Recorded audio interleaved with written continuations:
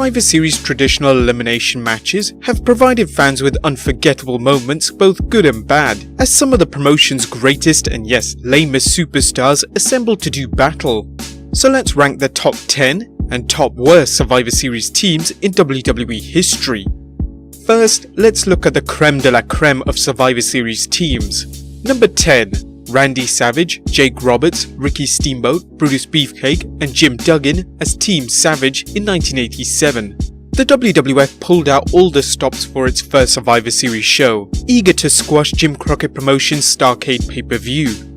Not only was there the main event of Hulk Hogan's team versus Andre the Giant's team, but this assemblage of top babyfaces provided enough star power to blow Starrcade right out of the water. Although the WWF helped matters by telling pay-per-view providers they couldn't get WrestleMania 4 unless they carried Survivor Series and not Starrcade. Regardless of the WWF's strong-arm tactics, this was a star-studded team and an example of how the promotion was brimming with talent. Number 9. Lex Luger, the Steiner Brothers and The Undertaker as the All-Americans in 1993.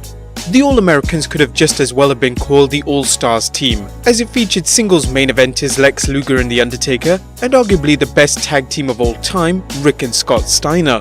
The All-Americans defeated the Foreign Fanatics team of Crush, Jacques Rougeau, Ludwig Borger and Yokozuna in the main event. Number 8.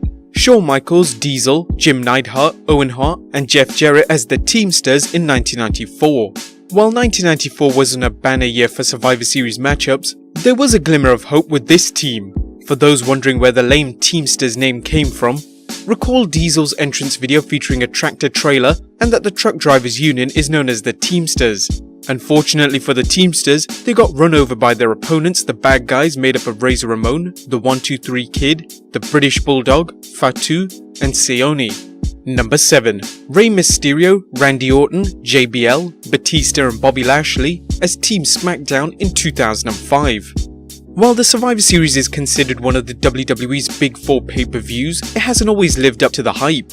One way the WWE looked to bolster its prestige was to feature the Raw brand battling the SmackDown brand for bragging rights, which eventually became a pay-per-view of its own. In 2005, SmackDown General Manager Teddy Long pitted his all-star team of Rey Mysterio, Randy Orton, JBL, Batista and Bobby Lashley against Raw General Manager Eric Bischoff's squad of The Big Show, Carlito, Chris Masters, Kane and Shawn Michaels. Not only did Team SmackDown get the win, but Teddy Long defeated ATM Eric in singles competition. Number 6. Big Show, Eddie Guerrero, John Cena and Rob Van Dam as Team Guerrero in 2004. Latino Heat's team was an eclectic mix of both different sized wrestlers and different styles ranging from the high-flying moves of RVD to the larger-than-life Big Show. With rising star John Cena oozing charisma and popular star Eddie Guerrero anchoring the team, this quartet would steal the show in 2004. Number 5. The Ultimate Warrior, the Texas Tornado and the Legion of Doom as the Warriors in 1990. 1990's Survivor Series was a big year not only in the pay-per-view's history, but in WWF history as it featured the debut of The Undertaker, a figure who would become the promotion's cornerstone over the next 2 decades. Sadly, the gobbledygooker who debuted the same year didn't fare as well. It also featured a team that epitomized the WWF's focus on larger-than-life wrestlers and the best from around the world. Whether it was the WWF Champion The Ultimate Warrior, former NWA World Heavyweight Champion and World Class Championship Wrestling legend Kerry Von Erich, or former NWA Champions Road Warriors Hawk and Animal aka the Legion of Doom, all 4 men were living legends, as well as a testament to the better living through chemistry. Number 4. Andre the Giant, Rick Rude, One Man Gang, King Kong Bundy and Butch Reed in 1987. The early Survivor Series pay-per-views were all about what's become known as traditional Survivor Series matches with no filler such as title matches, although that would quickly change. The main event for the inaugural Survivor Series featured an epic rematch, albeit a tag team one, between Hulk Hogan and Andre the Giant following their box office shattering WrestleMania 3 main event. Here, Andre assembles some of the WWF's top heels at the time to battle Hulk Hogan's team of Bam Bam Bigelow, Don Morocco, Ken Patera and Paul Orndorff. Andre's army of mammoths defeated Hogan's team, setting the stage for 1988's Hogan vs Andre singles match at the WWF's The Main Event Primetime Wrestling Special. Number 3. Rick Rude, Mr. Perfect and the Rougeau Brothers as the Rude Brood in 1989. While the Rock and Wrestling era's main eventer Hulk Hogan was often criticised for his lack of technical wrestling skills, the WWF always maintained a solid core of talented performers around him, as seen with 1989's Survivor Series team led by Ravishing Rick Rude. This team was more than a collection of good workers, and the ability to enrage fans with their promos and in-ring tactics. Number 2. Triple H, Shawn Michaels, CM Punk and the Hardy Boys as Team DX in 2006. With D-Generation X and the Hardys on one team, this was already a dream team of Survivor Series competitors. However, the presence of rising star CM Punk took things even further, transforming into one of the greatest teams in Survivor Series history. While Team DX's opponents didn't have the same star power, Team Rated RKO's Randy Orton, Edge, Mike Knox, Johnny Nitro and Gregory Helms kept things interesting as they all did the JOB, suffering a clean sweep. And number 1. The Rock, Chris Jericho, The Undertaker, Kane and The Big Show as Team WWF in 2001. While the invasion angle is often mentioned, and deservedly so, as one of the biggest disappointments in WWF history, it still featured some great matches involving some of the WWF's greatest stars at the time against ECW stars as well as WCW stars that didn't cost the WWF way too much money. This Survivor Series main event saw the WWF's top stars battling the WCW-ECW alliance with control of the promotion up for grabs. The team would battle the alliance's best: Booker T, Kurt Angle, Rob Van Dam, Shane McMahon and Stone Cold Steve Austin in a 45-minute nail-biter that saw the WWF get the win, forcing the alliance to disband. Granted, most of the WCW-ECW team was WWF stars, but it was an unforgettable battle featuring solid action. And now for what you wanted to hear, the creme de la crap, aka the 10 worst teams in Survivor Series history. The Alliance, which was the Bushwhackers, Nikolai Volkov and Tito Santana, and the Mercenaries, which were Boris Zukov, Sergeant Slaughter, and the Orient Express in 1990. If you're looking for a definition of bad booking, look no further than 1990's team of the Alliance and the Mercenaries. On paper, both teams were made up of future Hall of Famers, but the way they were used in the WWF was criminal. Whether it was the once bloodthirsty heel team of the Sheepherders transformed into the lobotomized Bushwhackers, the once hated Soviet strongman Nikolai Volkov embracing democracy and becoming a babyface, or former Patriot Sergeant Slaughter turned Iraqi sympathizer, this was bizarro world booking at its worst. As for the match itself, Tito Santana had to carry both teams to a match that otherwise would have had fans gouging their eyes out. Number 9. Paige, Cameron, Layla and Summer Rae as Team Paige in 2014. In 2016, the WWE replaced its inane Divas Championship, embracing women's wrestling rather than showing skin, or having Playboy pillow fights and other antics that made most women's matches into opportunities for bathroom breaks. While there were glimmers of hope for the WWE's female superstars, 2014 Survivor Series of Team Paige showed that the division still had a long way to go.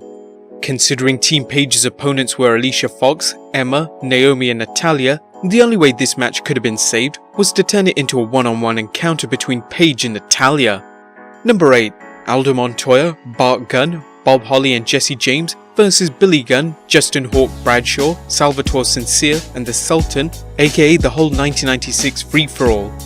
The free-for-all was the WWF's way of enticing fans into ordering their pay-per-views, putting on a match they hoped would lead to some last-minute pay-per-view buys.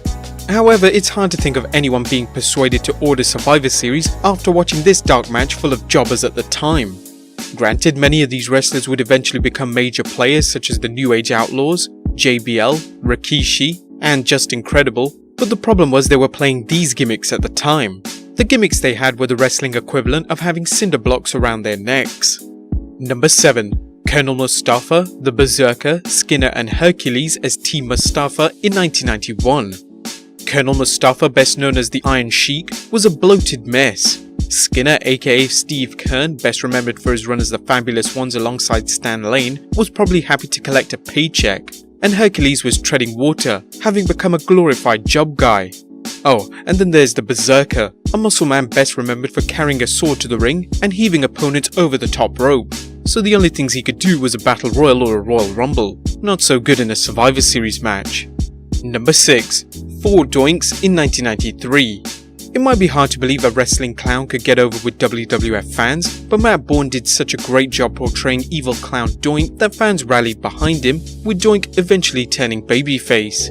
Sadly, Bourne left the WWF due to personal demons, and while his replacements did an admirable job playing him, fans quickly grew tired of babyface Doink. In a classic case of hoping quantity might make up for quality, the WWF booked a Survivor Series match with not one, but 4 Doinks.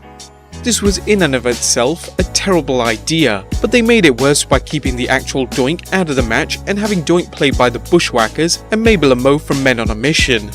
If anyone wonders why ECW became a success, just watch this match and see why old school fans were desperate for an alternative. Number 5.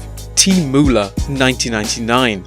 It's clear the WWF wasn't putting much thought into their Survivor Series matches in 1999. The comedy duo of Fabulous Moolah and Mae Young teamed with Deborah and Tori, not to be confused with Tori Wilson, in an 8-woman match whose only redeeming quality was that it ran less than 3 minutes long. Number 4. The Mean Street Posse and the British Bulldog in 1999. The Attitude Era is still highly regarded by wrestling fans, not only for its incredible main event stars, but its storylines and matches for everyone from the mid-card and up. However, this match really didn't belong on pay-per-view, as the Mean Street Posse were only acceptable in small doses, and the British Bulldog's presence on their team could only be seen as punishment for leaving the WWF to jump to WCW.